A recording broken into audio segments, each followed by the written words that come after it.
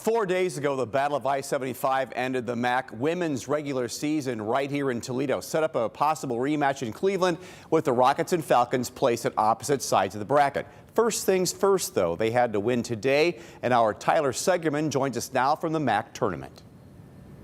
The first day of action is in the books, and what a day of basketball it provided. Toledo and BG came in as the top two seeds in the tournament, but both played in very different games on Wednesday.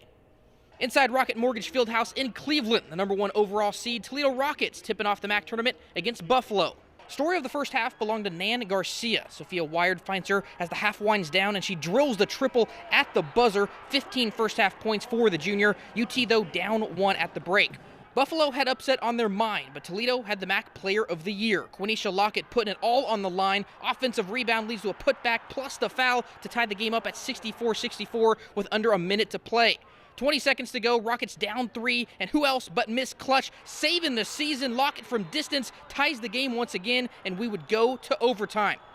In the extra period, the senior continues her domination. From the corner, lets it fly once more and splashes home another 3-ball. 19 points led the way for Toledo, but it would come down to their defense. Under 5 seconds to play, Lockett locking down her opponent and forces a jump ball with 0.5 seconds left on the clock. Talk about a player not wanting to go home. The clock runs out, and Toledo avoids the upset and advances with a 75-74 win in overtime. When things start slipping away, I feel like we just look to each other to just try to finish the game out and just stick to the course and get a lot of stops on defense and also execute on the offensive end. That's how I feel like we just come back into everything. You can't think you're going to blow out anybody. You're not going to blow out anybody. Right now, everybody's fighting for their life, and when they're fighting for their life, they're going to play their best. And that's what you have to expect when you walk into the arena. What you've got to make sure is you bring your best.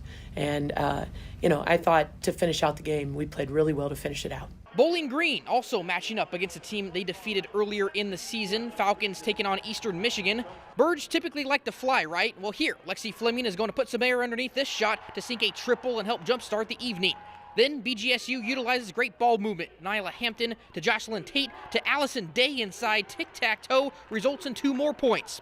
Just a 1-point game heading into the second quarter, but that would quickly change. Fleming with a head of steam toward the rim. Basket plus the Band-Aid aids in her 10-point performance.